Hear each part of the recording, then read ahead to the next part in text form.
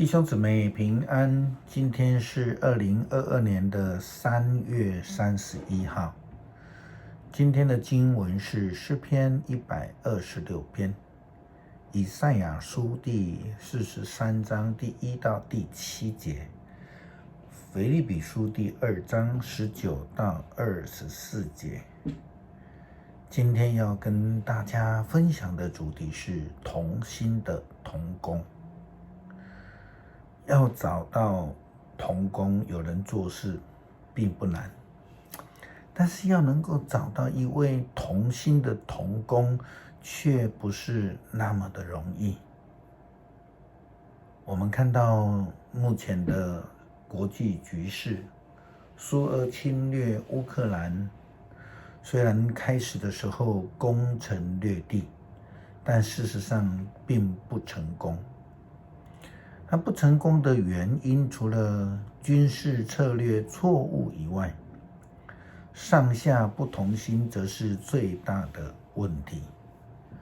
许多士兵到了乌克兰之后，才发现是被骗去战争的，而苏俄的政府提供他们的武力资源是不足的。就连他们的干粮也都是过期许久。要让军士兵与领导阶层能够同心，似乎是不可能的事情。特别我们另外一方面要看到，普丁他在造势的时候，面对群众的时候，他身上穿着价值数十万台币的一身打扮，这样的一个对比，更是跟这些前线的军士兵所得到的待遇差别极大。这几天还发生了一位坦克车的驾驶兵，他驾驶着坦克车压死了自己的指挥官的事件。可见苏俄人对于侵略这件事情并不是完完全全的认同。另外也有一位坦克车战斗群的指挥官，他因为手下有10辆坦克车，但是呢，其中有9辆因为零件不全而无法行驶，最后他就选择了举枪自尽。在一个群体里面有这样子不能够同心的同工，其实是一个大灾难。不但是事情无法达到其目的，对于团体而言，更会是一个招致严重的撕裂伤的一个破口。保罗曾经拒绝马可继续跟随他第2趟的宣教旅程。有人说是因为当时候的马可太年轻，但是事实上是因为保罗认为他不够坚定的决心，一下子去，一下子又不去，所以他不能够与他同行。保罗对马可的切割，并不是让马可完全没有机会来服侍。我们看到后来马可就跟随着巴拿巴去宣教了，这也可以是说马可的人生转捩点了哈。这是一个合适与否的问题，其实不是能力的问题。可能也巴拿巴本身很会教导带领这样的一个小同工带领人，其实保罗本身就是他带进使徒群体里的，但是因为保罗自己有自己的思考原则与做法，因此他认为他无法接受马可的服事以及他的态度。我们回到旧约看，以色列人曾经离弃上帝，因此被掳四散到各地去。但是上帝再一次的又给了他们机会，让以色列人得以从各地回归。上帝透过先知以赛亚这样说道：因为我是上主，你的上帝，我是以色列神圣的上帝，你的救主。我要拿埃及来赎回你的自由，我要让古时和西巴替你受苦。在我眼中，你多么宝贵！我爱你，我看重你，我宁愿牺牲其他国家来拯救你，牺牲别人来换你的生命。不要怕，因为我与你在一起。从遥远的东方、西方，我要领你的同胞返回故乡。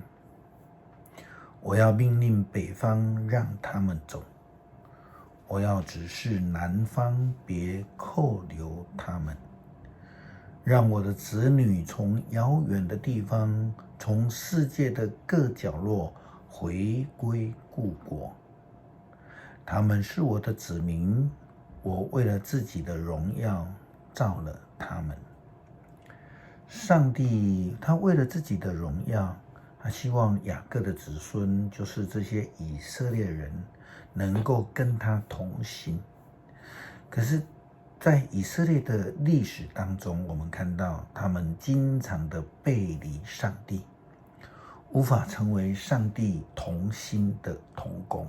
保罗在腓立比书第2章19到24节提到了提摩太，也是一位年轻的同工。保罗说：我仰赖主耶稣，希望不久能够差提摩太到你们那里去，使我能听到你们的消息，获得安慰。他是唯一跟我同心，并且真心关怀你们的人。别人只为自己图谋，不关心耶稣基督的事。但是提摩太的为人，你们都很清楚，他跟我的关系就像儿子和父亲一样。为着福音的工作，我们一起劳苦。我希望当我知道我的事情有什么结局，就立刻差他去看你们。但我深信主会让我也在短期内亲自的来看你们。保罗非常的器重提摩太，甚至还将他当成自己的孩子。保罗非常的信任他，保罗甚至认为他是唯一可以跟自己同心的同工。能够有这样的同工，对于服事而言是一个非常难得也非常重要的一件事情。同心合意的服事是教会的福气，才能兴旺福音。诗篇126篇，上主带我们返回西安的时候，我们像是做了一场梦。我们欢笑，我们快乐歌唱，别的国家就议论说，上主为他们成就了大事。是的，上主为我们成就了大事，我们多么快乐啊！上主啊，求你把我们带回故土，像雨水带回干枯的河道。愿含泪撒种的人都欢呼收割，带着种子流泪出去的人要抱着禾捆欢乐地回来。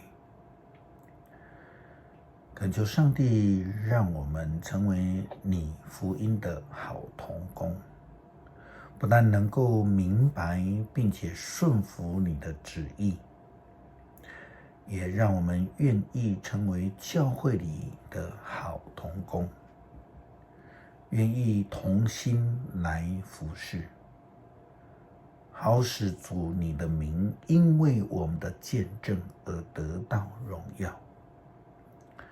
奉主耶稣基督的名祷告，阿们。